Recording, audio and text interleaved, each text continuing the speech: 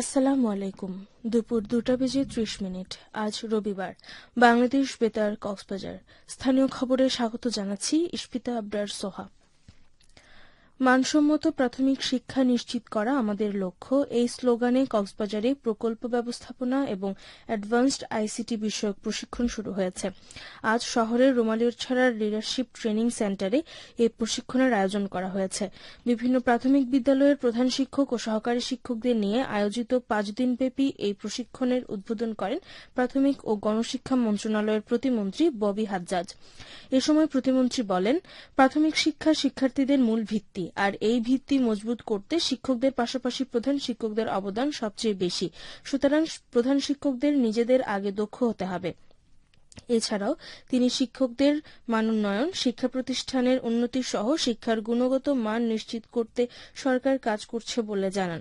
প্রাথমিক শিক্ষা অধিদপ্তরের প্রশিক্ষণ বিভাগের পরিচালক মোহাম্মদ কামরুল হাসানের সভাপতিত্বে উদ্বোধনী অনুষ্ঠানে বিশেষ অতিথি ছিলেন প্রাথমিক শিক্ষা অধিদপ্তরের মহাপরিচালক শাহিনা ফেরদৌসী। কক্সবাজারে মাল্টিমিডিয়া সাংবাদিকতা প্রশিক্ষণ কর্মশালা শুরু হয়েছে। আজ কক্সবাজারের শহরের অরুণোদয় স্কুল মিলনায়তনে আয়োজিত 3 দিনব্যাপী প্রশিক্ষণ কর্মশালার উদ্বোধন অনুষ্ঠান অনুষ্ঠিত হয়। এতে প্রধান অতিথির বক্তব্যে প্রেস ইনস্টিটিউট বাংলাদেশ পিআইবি এর মহাপরিচালক ফারুক ওয়াসিফ বলেন, বর্তমানে পুরো বিশ্বই মাল্টিমিডিয়া নির্ভর হয়ে উঠেছে। প্রযুক্তির দ্রুত পরিবর্তনের এই যুগে সাংবাদিকদেরও নিজেদের দক্ষতা বাড়াতে হবে। তিনি বলেন, পরিবর্তিত সময়ের সাথে তাল মিলিয়ে আধুনিক সাংবাদিকতায় মাল্টিমিডিয়া টুলসের ব্যবহার এখন অপরিহার্য। সাংবাদিকদের প্রযুক্তি নির্ভর ও দক্ষ করে তুলতে এই উদ্যোগ নেওয়া হয়েছে। উদ্বোধনী অনুষ্ঠানে সাংবাদিক ইউনিয়ন কক্সবাজারের সভাপতি নুরুল ইসলাম হেলালী সহ সাংবাদিকদের নেতৃবৃন্দ বক্তব্য রাখেন। সাংবাদিক ইউনিয়ন কক্সবাজারের সহায়তায় কর্মশালাটির আয়োজন করে পিআইবি। 3 দিনব্যাপী এই প্রশিক্ষণে কক্সবাজারের বিভিন্ন গণমাধ্যম কর্মরত মাল্টিমিডিয়া সাংবাদিকরা অংশগ্রহণ করেছেন। রামুতে জাতীয় শিশু কিশোর সংগঠন খেলাঘরের ৭৪তম প্রতিষ্ঠাবার্ষিকী উদযাপিত হয়েছে। লাল সবুজের বাংলাদেশে শিশুর জীবন উঠুক হেসে প্রতিপাদ্যে গতকাল রামু উপজেলা শিল্পকলা একাডেমিতে আয়োজিত অনুষ্ঠানে শিশুদের অংশগ্রহণে সাংস্কৃতিক পরিবেশনা ও কেক কাটার আয়োজন করা হয়। অনুষ্ঠানে বক্তারা বলেন, খেলাঘর শিশুদের অসাম্প্রদায়িক, বিজ্ঞানমনস্ক ও মানবিক মূল্যবোধ সম্পন্ন নাগরিক হিসেবে গড়ে তুলতে কাজ করে যাচ্ছে। অনুষ্ঠানে স্থানীয় সাংস্কৃতিক ব্যক্তিত্ব, সংগঠক, অভিভাবক ও শিশু কিশোররা উপস্থিত ছিলেন। রামুতে ইসলামিক ফাউন্ডেশনের উদ্যোগে উপজেলা পর্যায়ে শ্রেষ্ঠ ইমাম বাছাই ও ইমাম সম্মেলন অনুষ্ঠিত হয়েছে।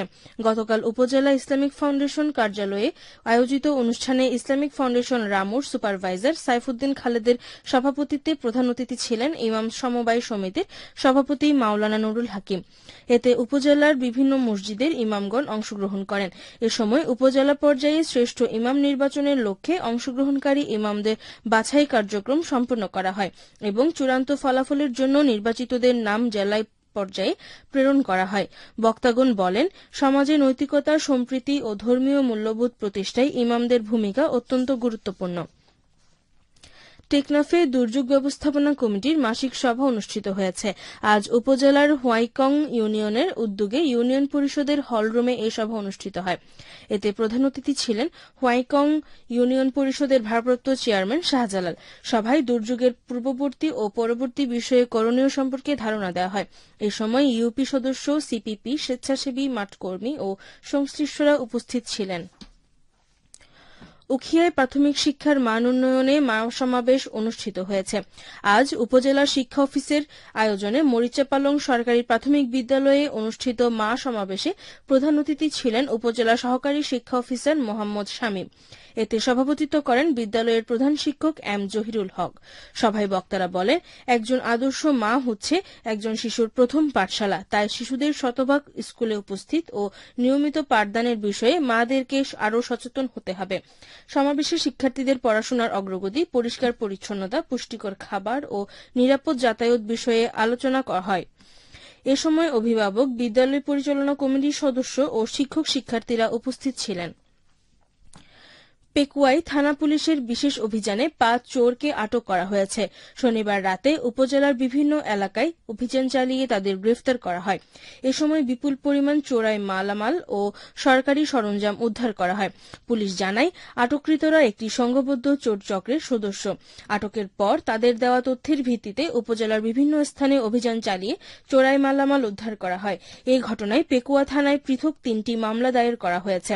পেকুয়া থানার ওসি মোহাম্মদ মেহেদী হাসান বলেন, গ্রেফতারকৃতদের আদালতে পাঠানো হয়েছে এবং অপরাধ দমনে পুলিশের বিশেষ অভিযান চলমান রয়েছে। আবহাওয়া। আগামীকাল দুপুর ১২টা পর্যন্ত ২৪ ঘণ্টার পূর্বাভাসে বলা হয়েছে আকাশ আংশিক মেঘলা থেকে অস্থায়ীভাবে মেঘলা থাকতে পারে। সেই সাথে দুই এক জায়গায় দমকা বা ঝোড়ো হাওয়া সহ হালকা থেকে মাঝারি ধরনের বৃষ্টি অথবা বজ্রসহ বৃষ্টি হতে পারে। কক্সবাজার সমুদ্র বন্দরের জন্য কোনো সংকেত নেই। আগামী ২৪ ঘণ্টায় দিনের তাপমাত্রা প্রায় অপরিবর্তিত থাকতে পারে এবং রাতের তাপমাত্রা সামান্য হ্রাস পেতে পারে। আজ সূর্য অস্ত যাবে সন্ধ্যা ৬টা ২২ মিনিটে। আগামীকাল সূর্যোদয় হবে ভোর ৫টা ১৬ মিনিটে। আজকে সর্বনিম্ন তাপমাত্রা ছিল ২২.২ ডিগ্রি সেলসিয়াস এবং সর্বোচ্চ তাপমাত্রা ছিল ২৫ ডিগ্রি সেলসিয়াস। এখন জানিয়ে দিচ্ছি বাকখালী নদীর মোহনা ও সংলগ্ন এলাকার সামুদ্রিক জোয়ার ভাটার সময়সূচি। আজ ভাটা শুরু হবে বিকেল ৪টা ২৮ মিনিটে, চলবে রাত ১১টা ৩৮ মিনিট পর্যন্ত। জোয়ার শুরু হবে রাত ১১টা ৩৮ মিনিটে, চলবে ভোর ৫টা ৫৬ মিনিট পর্যন্ত। পুনরায় ভাটা শুরু হবে ভোর ৫টা ৫৬ মিনিটে, চলবে আগামীকাল বেলা ১২টা পর্যন্ত। খবর শেষ হল। আমাদের পরবর্তী খবর প্রচারিত হবে আজ বিকেল ৪টা বেজে ৩০ মিনিটে ইংরেজিতে।